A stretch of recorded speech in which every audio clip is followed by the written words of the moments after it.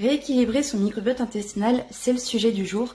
Donc là, j'aimerais vous présenter les pistes de travail que j'utilise en consultation pour aider les personnes qui viennent me voir avec des gros troubles digestifs, parce qu'on a souvent une dysbiose intestinale derrière.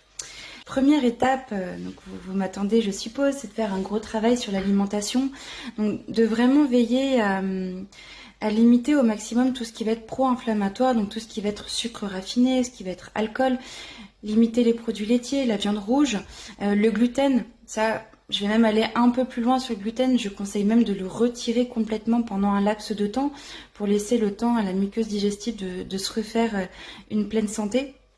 Et concrètement, réintégrer et laisser la belle place aux légumes et aux fruits de qualité, puisqu'ils vont amener beaucoup de minéraux, de vitamines, d'antioxydants, donc ils sont vraiment nécessaires pour refaire notre flore intestinale. On a ensuite l'étape du nettoyage du microbiote. On va essayer de se débarrasser des mauvaises bactéries responsables de la dysbiose. Donc pour ça, on peut s'aider d'huiles essentielles et de plantes qui auront une action antimicrobienne.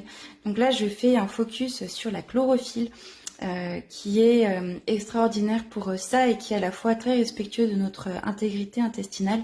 J'aime beaucoup cet outil. Dans ce cas de figure, j'ai même fait un post sur Instagram si vous souhaitez en savoir plus. En tout cas, sachez que vous pouvez facilement en consommer tous les jours puisque ça se trouve dans tout ce qui est vert et cru. Donc faites-vous plaisir, votre microbiote vous en sera reconnaissant. Après cette phase de nettoyage, on va se concentrer sur la réparation et la cicatrisation de la barrière intestinale.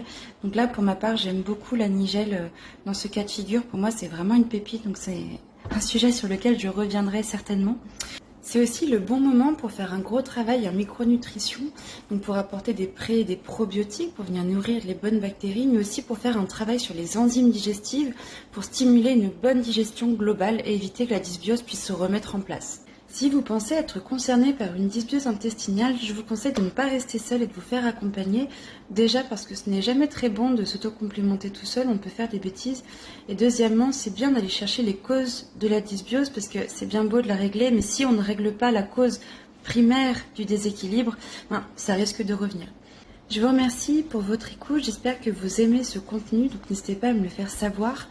Et sachez que je reviendrai très vite avec une vidéo pour vous parler des probiotiques, je voulais vraiment faire un focus sur le sujet.